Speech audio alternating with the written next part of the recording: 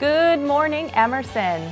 Coming up in today's episode, our cooking correspondent LuLu Romano will be taking you to one of the hottest burger joints in the city, Boston Burger Company.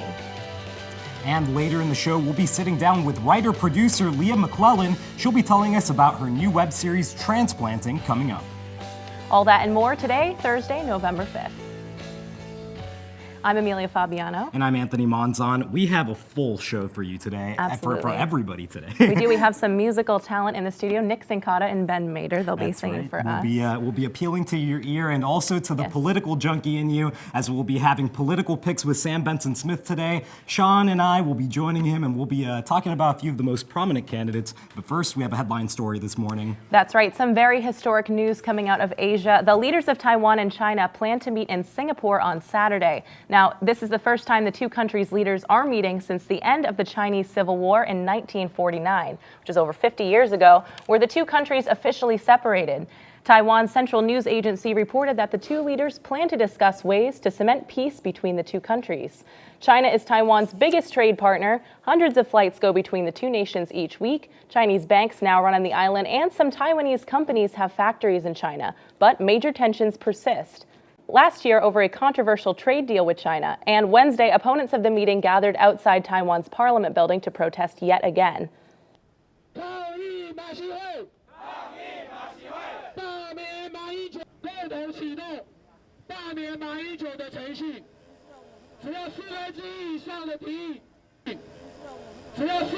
The issue is divisive, especially with Taiwan's upcoming January elections. Of course, we'll have more on this story as it continues.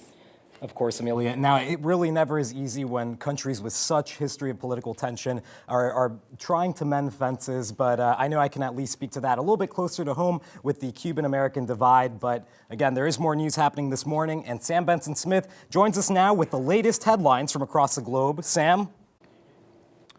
Good morning, guys. Here's today's developing stories. First, it was Colorado, then Washington, Oregon, Alaska, and the District of Columbia. And on Tuesday, the issue of marijuana legalization came to Ohio. Ohio's proposed legislation, which if passed would result in the legalization of both medicinal and recreational marijuana, failed to pass by a margin of 64 to 36%. The proposal, named Issue 3, differed starkly from the legislation passed in other states. It would not only legalize the drug, but would grant a monopoly on the sale of it to a very small group of investors. This last caveat is said to have sunk the bill. The group of investors that would benefit from the legislation spent $25 million in the campaign to pass Issue 3. And in even more election news, Houston rejected a key anti-discriminatory ordinance on Tuesday. The legislation, which aimed to provide protection for gay and transgender citizens, was voted down by a margin of 61%. Civic and business leaders are calling the decision a proverbial condemnation for the city's economy, which generated an estimated $15.5 billion from tourism last year. In addition, Houston is slated to host the 2017 Super Bowl. An NFL spokesperson stated that the organization would work closely with the city council to make sure that all fans felt welcome. The governor's office of Kentucky has not been all too kind to the GOP candidates over the past 40 years. Only one has held the office over the span, but on Tuesday that drought was broken. Matt Bevin, a Tea Party favorite, defeated the Democratic frontrunner and State Attorney General Jack Conway by over 8 points, taking 52.5% of the vote. In polls leading up to the election, Conway held the lead firmly. However, the upset isn't being attributed to any particular campaign move by either candidate, but to a shift in sentiment against the Democratic Party and the Obama administration. Over the past several decades, China has expanded as a global economic powerhouse. Its growth has been unprecedented, along with its production of greenhouse gases. The country relies heavily on the use of coal as its primary industrial source of fuel. However, in the past week, a study released by the Chinese government has revealed that its coal-based outputs have been vastly lowballed by about 17%, which equates to about 600 million tons of emissions. Originally, China set a goal for 2030 to end its expansion of coal consumption. However, the new numbers have called into question the feasibility of this timeline. That's all I have for you guys today. Anthony, Amelia, back to you. Thanks so much, Sam. And again, that's such a very, very real challenge for the international community as it continues to find out how to deal with global warming as it continues over the next many years. Of course. Now, it almost seems like November has been warmer so far than most of October. Medina, tell us more about this unseasonable weather. Thanks, Anthony and Amelia. Clouds are coming our way, but the sunshine will be back very soon. Today is going to be partly cloudy, but warm. There will be clouds coming in time to time, but it won't block the warm sunshine too much. The high will be 68 degrees, which is surprisingly warm for a fall day in Boston. The partly cloudy skies this evening will give way to a very cloudy night. The temperature will drop to 59 degrees, and we can expect a slight chance of rain tonight. Also, the humidity will increase from day to night, which won't bother us while we're counting sheep and waiting to hit the snooze button. A very cloudy night will result into a mostly cloudy Friday. The sun won't be shining like today, but the high will be 69. The humidity and winds will increase, but it is not going to be much of a problem.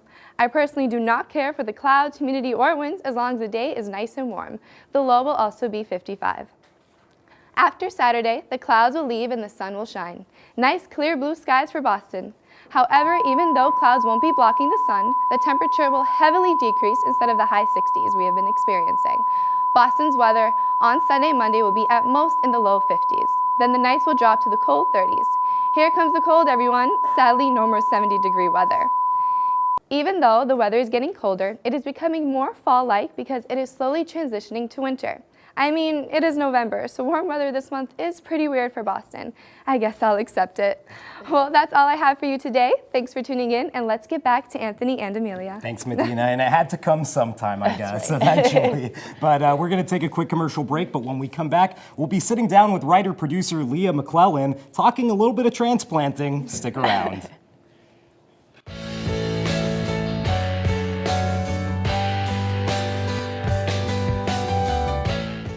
Welcome back, everyone. Thanks for waking up with us. We are now joined by Lea McLellan in studio. She's a fellow Emerson alum and also the writer and producer of the web series Transplanting. Thank you so much for joining us today, Lea. We're so excited to have you. Thanks for having me. Yeah, of course. That's right. All right. So again, you guys are dealing with a web series, Transplanting. That's very new media. What are some of the challenges that have come along with that as, I guess, things start becoming more popular in that medium?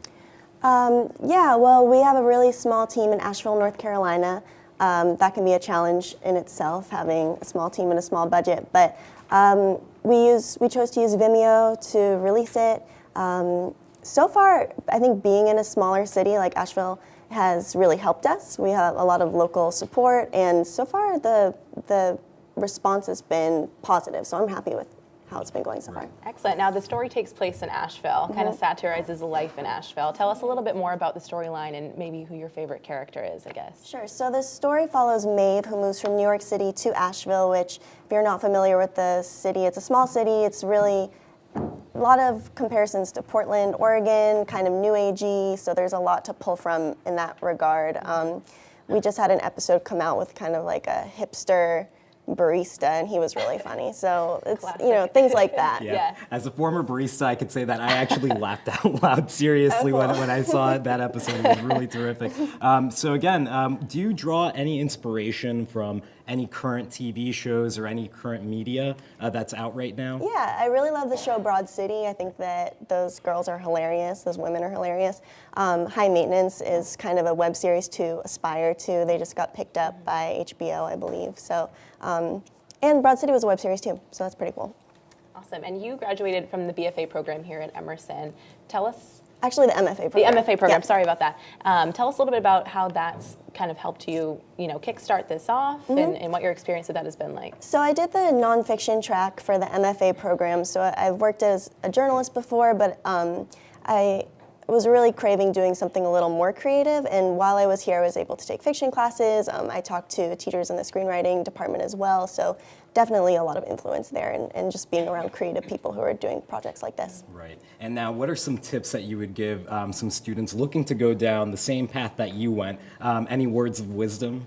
I think that, you mentioned the challenges of the current new media scene, and I think the good thing about it is that you can kind of just do things yourself and put it out there yourself. So I would say, don't be afraid to do your own thing and just push it. There you go.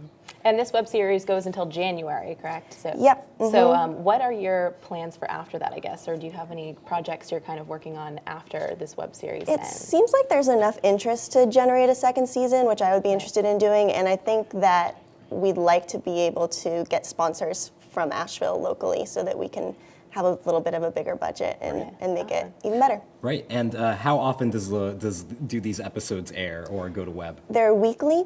There's 20 episodes in the first season. They come out every Wednesday at 12 p.m. That's right, so you heard it here, Catch Transplanting weekly on Vimeo. So again, Lea, thank you so much for joining us this morning. And now the Celtics start has been lukewarm once again this year. Our sports reporter, Sean Stackhouse, has the latest. Sean? Last night, the Boston Celtics had a chance to even their record at 2-2 against the Indiana Pacers. But Paul George and company would not want it to go that way. They're trying to win their second game in a row. So let's go to Indiana now to see how that game played out.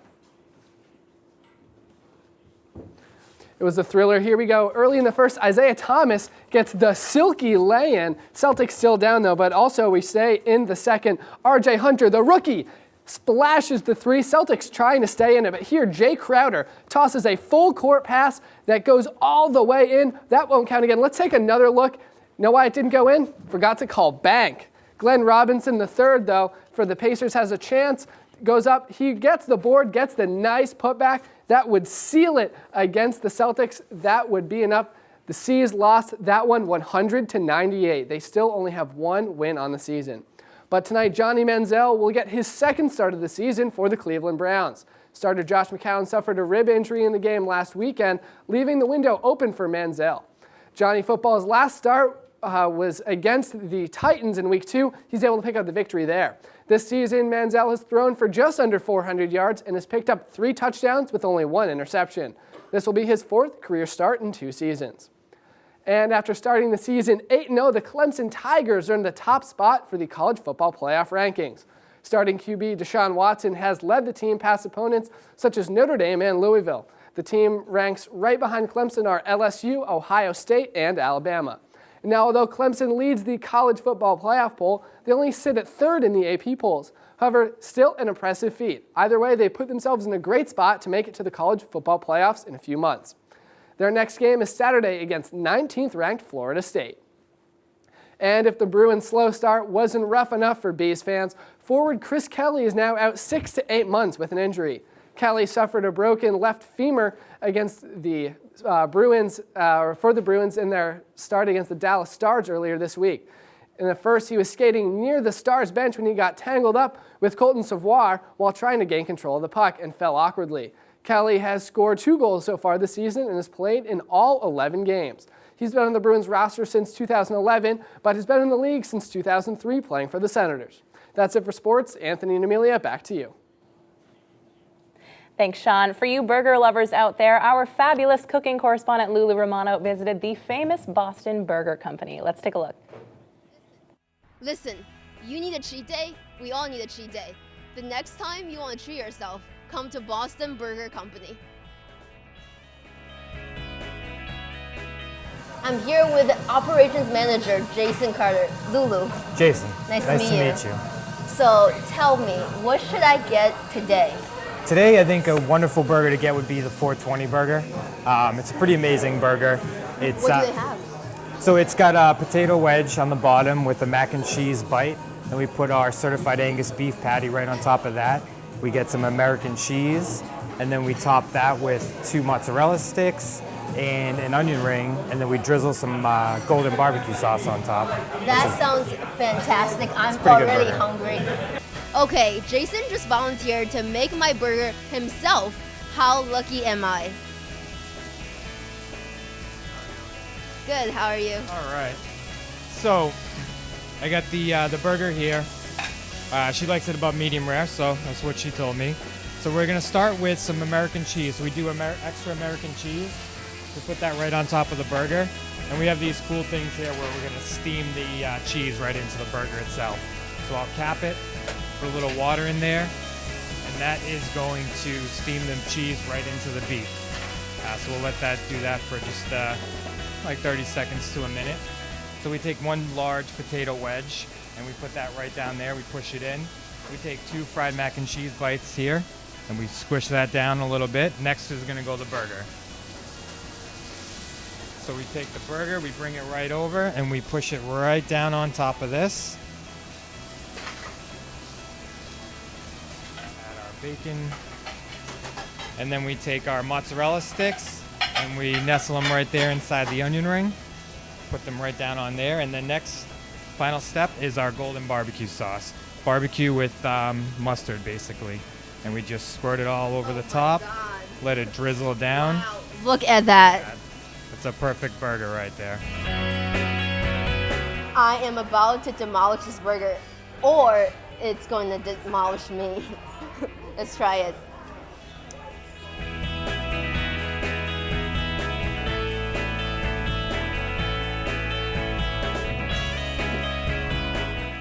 I'm gonna need a minute or two or three.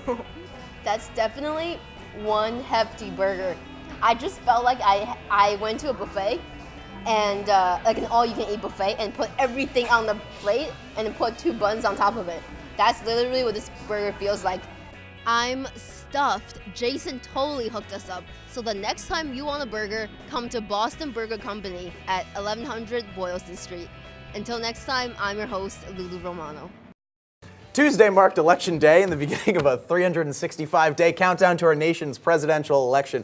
Much as analysts at the beginning of the baseball season were unable to predict the outcome of the World Series, we can only speculate as to who will be our next leader. However, it'll be certainly fun to try. Today, Anthony and Sean will be presenting the positions of our 4 presidential poll leaders, Ben Carson, Bernie Sanders, Donald Trump, and Hillary Clinton.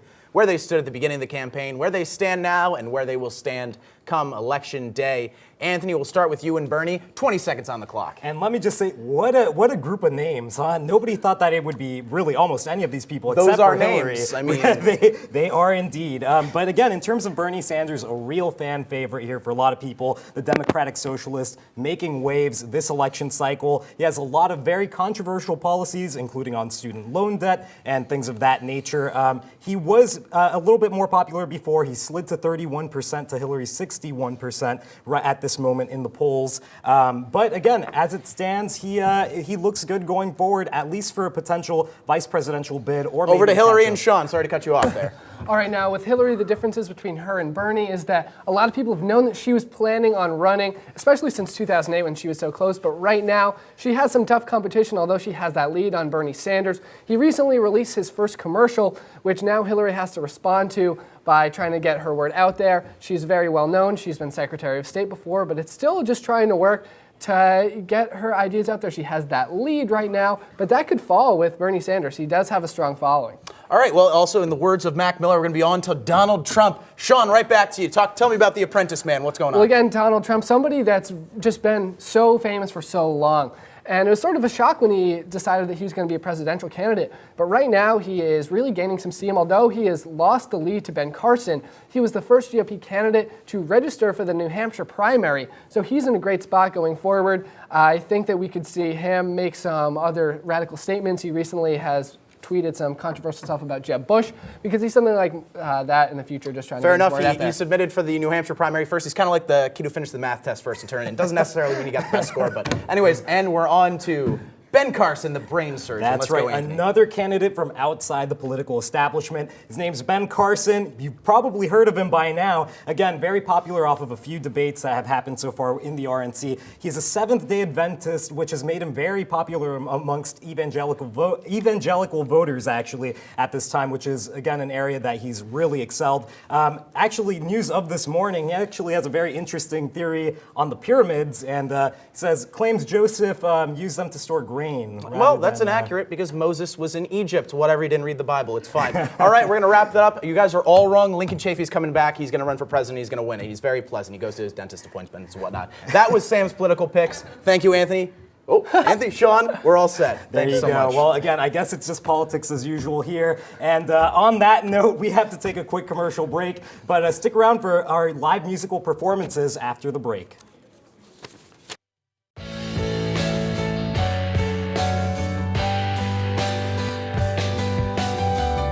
Welcome back, ladies and gentlemen. We're getting close to the end of the show, so you know what that means. It's time for your dose of the lovely Ashley LaChant and all things entertainment. Ashley? With a theatrical sequel on its way to London's West End and a film prequel underway, Harry Potter fans rejoice. Our beloved Wizarding World is nowhere near dead. Promotional stills and the logo for the latest chapter of the film franchise, Fantastic Beasts and Where to Find Them, have been released. Starring Oscar and Tony Award winner Eddie Redmayne in the starring role of Newt Scamander. Fantastic Beasts is set to take place in 1920s New York, where we'll get a glimpse into what it's like to be a wizard stateside. Plot details have yet to be revealed, so we'll have to wait and see. Fantastic Beasts is to be released in late 2016. Former Daily Show host Jon Stewart has signed a 4-year deal with HBO, planning to create short-form internet content that will air on a number of HBO platforms, including HBO Go and HBO Now. It seems fitting that Stewart is making the transition to the flexibility and freedom of the internet, once saying that doing a nightly show broke him, and is now seeking a creative breakthrough in his work. The deal also allows HBO to have first-hand in any and all television and film endeavors Stewart decides to take as well, so it's likely we'll see plenty of him in the future. Expect the new content in early 2016. Looks like we are falling down the rabbit hole again.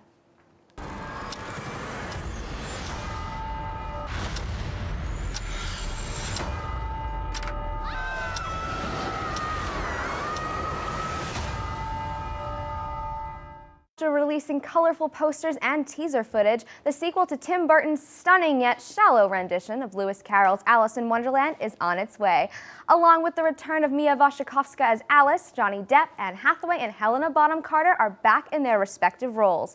With a clock motif visible in both the posters and the teaser footage, it looks like we're all late for this very important date. See Alice in theaters May 27th, 2016. Who knows social media better than us millennials? Well, one of our own has revealed her personal mystery behind the quest for followers and likes.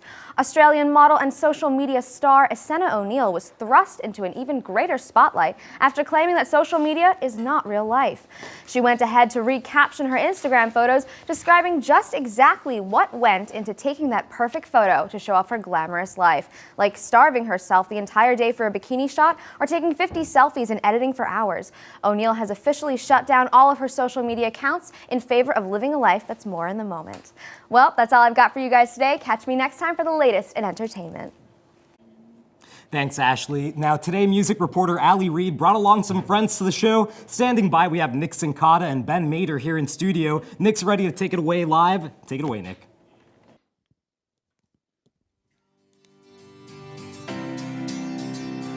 Yeah.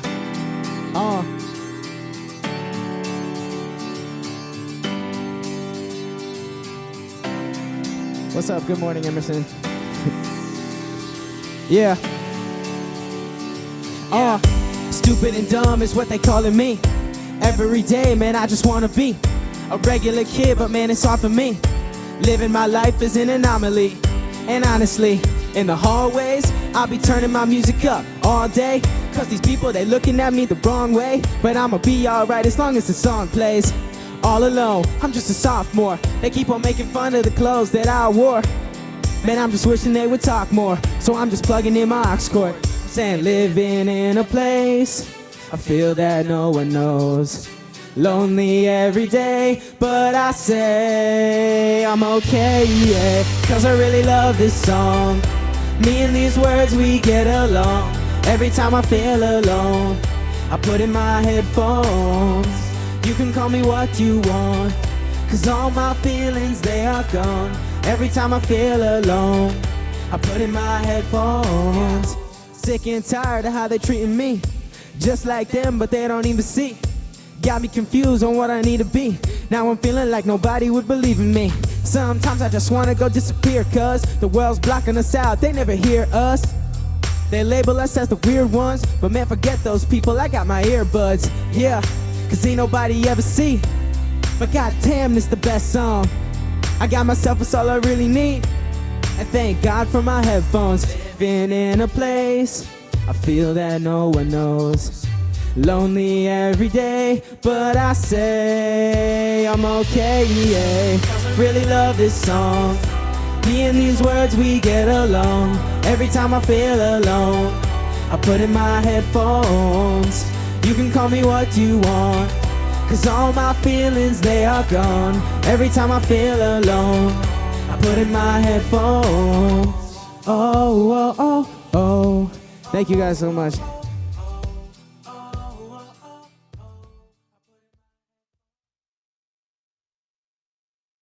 So that song Headphones, what made you want to write that song? What was the meaning behind it? That one was pretty much, that was for the kids that they rely on their headphones in the hallways, that like their music is everything, and like cause music is everything to me, so like that was pretty much the concept, like the headphones mean everything to them, and I just want to make something for those kids. Great song. So now Ben is going to perform next. You guys are actually going to go on tour together. You're going to hit a few cities and you're going to end in Boston at the Middle East on December 27th. So what made you guys want to team up and do this tour together? I mean, we've both been working on music for a little bit now. We've both known each other, and we want to give the fans the best show that they can have. And we both have mutual fans. We both have some different fans, so why not bring it together and put on like a great show for everyone? He can bring something to the table, and so can I. And when we collaborate, it's something amazing. And so now you're going to do your song. I'm going to let you take it away. So why don't we, let you guys do your thing? Let's do it. All right, awesome.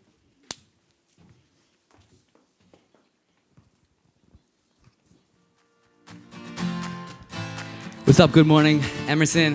My name is Ben Mader. This is my song, Don't Know How to Dance. Yeah. Baby, what's good tonight? I don't really know how to dance. I'm willing to learn to move. Baby, just take my hand. Oh. We just know that everything's just alright. Not a worry in the world. We'll dance till we don't see light. This that song everybody gonna move to. We dancing all night long. Let me see what you can groove to. We know that we're just young. Not a worry in the world to think about. Yeah, we'll get it done. Let's go and see how you work it out. I don't know why, girl, you make me go insane when you move that thing around. You're sending signals to my brain. I've been staring all night long. I think it's time to make my move. I don't know how to dance, but girl, just take my hand. Everybody in the room is bouncing on their tiptoes, from the window to the wall. Stay in my arms, yeah, real close. This is the night to live, so dance and let your heart out. The way you move them hips, I'm coming back to your house. This place, music blaring, stopping in the staring, not really caring, stop the comparing, living for the moments. I got a Kodak with me, you can snap that yeah, and we can shut it down. Everybody stops when you're in town. She's a straight 10 and I'm feeling kinda lucky. A Midwest small town from Kentucky, oh girl, but I don't know why. I love this song and I'm feeling so high. I'm caught up in the moment, my feet are moving to the beat. I'm breaking out the moves, tell me can you catch a heat? Oh girl, but I don't know why. I love this song and I'm feeling so high. Try and bring me down, you can't stop me. I kinda like it up here, don't drop me. I don't know why, girl, you make me go insane when you move that thing around. You're sending signals to my brain. I've been staring all night long. I think it's time to make my move. I don't know how to dance, but girl, just take my hand. Everybody in the room is bouncing on their tiptoes, from the windows to the wall. Stay in my arms, yeah, real close. This is the night to live, so dance and let your heart out. The way you move them hips, I'm coming back to your house. That way you move your hips now. You're the one that I see in the crowd. I see you dancing there, and why don't you come over here? Cause how low can you go? I say, how low can you go? How low can you go? I say, how low can you go? How low can you go? How low can you go? How low can you go? How low can you go? How low can you go? How low can you go? How low can you go? How low can you go? I don't know why, girl, you make me go insane when you move that thing around. You're sending signals to my brain. I've been staring all night long. I think it's time to make my move. I don't know how to dance, but girl, just take my hand. Everybody in the room is bouncing on their tiptoes, from the windows to the wall. Stay in my arms, yeah, real close. This is the night to live, so dance and let your heart out. The way you move them hips, I'm coming back to your house.